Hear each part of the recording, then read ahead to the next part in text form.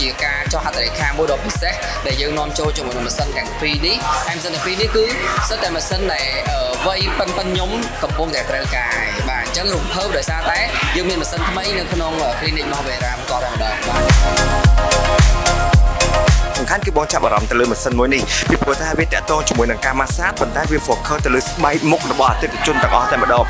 ធម្មតាតែយើងម៉ាស្សាបានន័យថាយើងម៉ាស្សាតាប្រភេទមុខមិនគឺមុខតែប៉ុណ្្នឹងឯងប៉ុន្តែនេះអត់ទេគាត់ check មើលសិនថាមុខយើងតម្រូវទៅជាមួយនឹងគេហៅថាម៉ាស៊ីនប្រភេទណាដើម្បីឲ្យត្រូវជាមួយនឹងស្បែកមុខរបស់យើង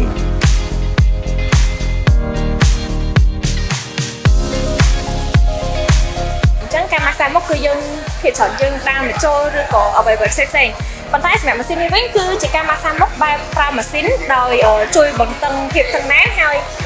ជួយព្យាបាលទៅលើបញ្ហាផ្ទៃមុខរហូតដល់ទៅ7ប្រភេទដូចគ្នាអញ្ចឹងសម្រាប់អតិថិជនដែលគាត់មកទទួលសេវាកម្មជាមួយនឹងម៉ាស៊ីន Vera Premium គឺគាត់អាចមានជាការ scan មុខសិនអញ្ចឹងបាននៅខាង Vera Premium គឺគាត់សួរថាតើបញ្ហាប្រភេទ